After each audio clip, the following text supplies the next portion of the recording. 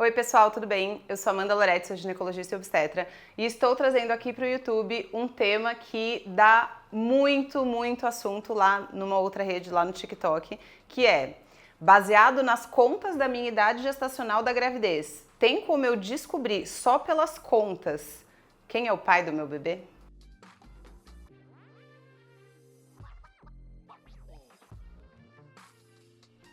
Já deixa um like aqui no vídeo, se inscreve no canal se você não é inscrito e se quiser me siga nas outras redes sociais, particularmente se esse tema te interessa, me siga lá no TikTok que tem diversos vídeos dentro da playlist gravidez sobre esses cálculos de paternidade, explicando como eles são feitos, dando diversos exemplos e resolvi gravar esse vídeo aqui no YouTube que aqui acaba ficando mais organizado, com começo, meio e fim, e eu também vou dar exemplos aqui, porque através dos exemplos apesar de ser sim um cálculo um pouquinho complicado de explicar, é possível você entender como fazer esse cálculo na sua situação, mas antes até de explicar o cálculo, eu tenho que dizer para vocês quando que a gente pode usar isso e quando que a gente não vai poder usar do cálculo para descobrir paternidade. Alguns preceitos muito importantes é que o ultrassom realizado no primeiro trimestre, até umas 9, 10 semanas de gravidez, ele tem uma margem de erro de 5 dias para mais ou para menos. Então, se o ultrassom ele diz que o seu bebê está de 7 semanas pela medida do bebê, a gente já tem que saber que essas 7 semanas, na verdade, pode ser 5 dias a menos, que seria 6 semanas e 2 dias, ou 5 dias a mais, que seria 7 semanas e 5 dias. E quando a gente está fazendo esses cálculos de relação, esses 5 dias já vão fazer diferença a depender do caso. E o segundo preceito muito importante é que não é sempre que você engravida no dia que você teve relação sexual. Nossa, como assim? Eu vou engravidar do espírito?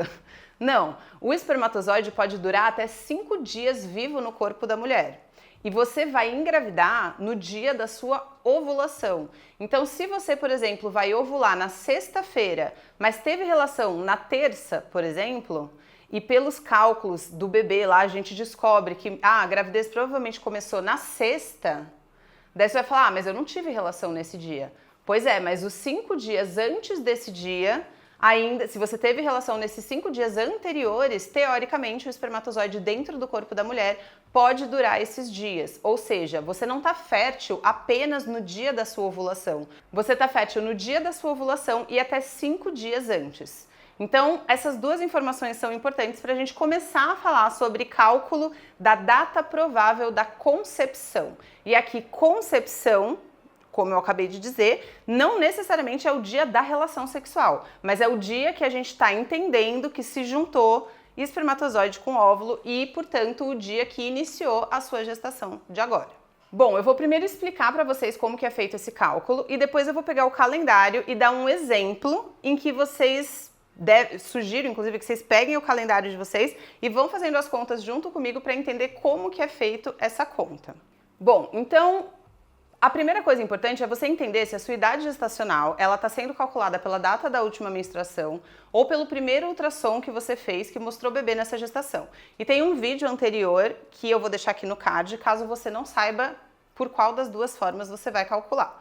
Se você está na dúvida quanto a essa questão de paternidade, eu sugiro que vocês usem sempre o primeiro ultrassom que aparece o bebê, que é o ultrassom que está confirmando a idade gestacional desse bebê agora. Se você fez 4 ultrassons, um com 7 semanas, 8, 9, 10, é o primeiro que você vai usar. E se você fez um ultrassom bem inicial lá com 5 semanas, que mostrou apenas saco gestacional, e um segundo ultrassom que realmente mediu o bebê, você não vai usar o que não mostrou o bebê, você só vai usar o primeiro em que foi possível observar e medir o embrião lá no comecinho da gravidez.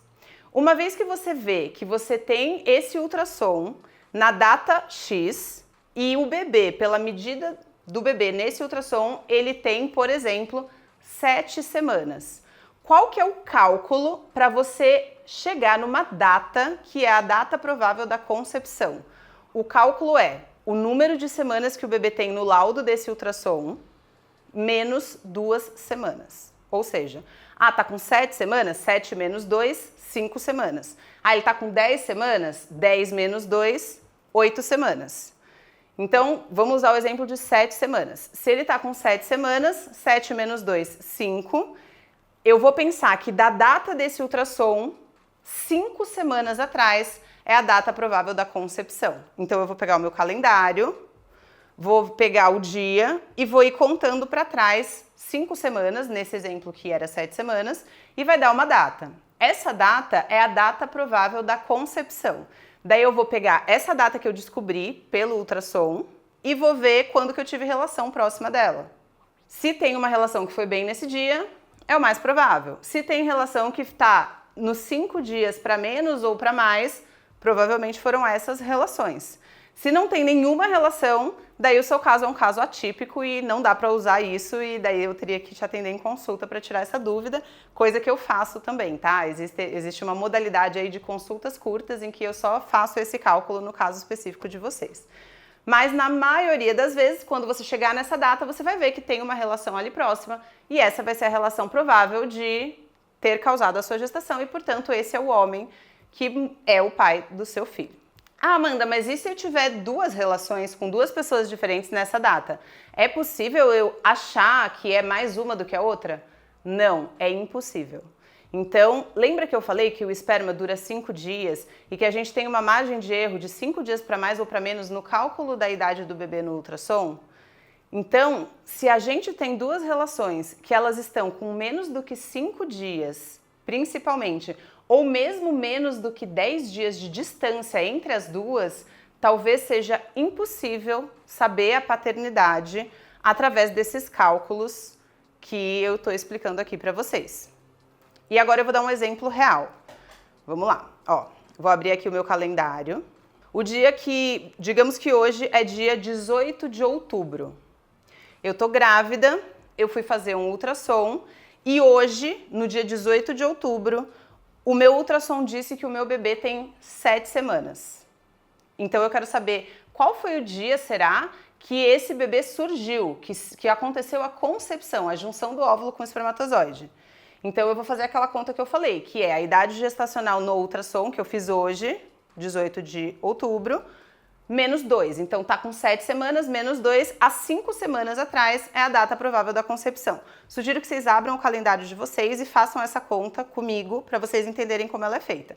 Então eu vou pegar, tipo, nesses calendários que são, tipo, no Google, por exemplo, que ele é organizado por semana. Eu vou ir voltando as semanas até fazer 5 semanas atrás. Então vai ser, ó, 1, 2, 3, 4, 5. Vai dar dia 13 de setembro. Que também é uma sexta-feira, porque é 5 semanas redondo, né?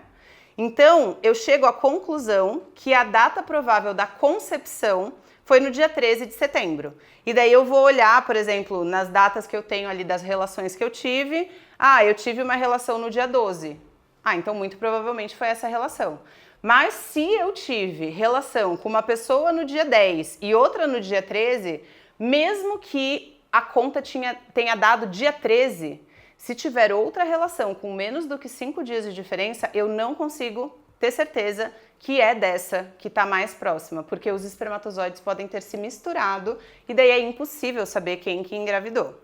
Agora, se a minha dúvida é, por exemplo, de uma relação que eu tive no dia 12 versus uma relação que eu tive na última semana de agosto, ou seja, 2 semanas de diferença, daí, ao fazer essa conta, eu consigo ter certeza absoluta que é da relação dessa semana aí, próximo do dia 13 de setembro. E que é impossível esse bebê ter sido formado 2 semanas antes, entendeu?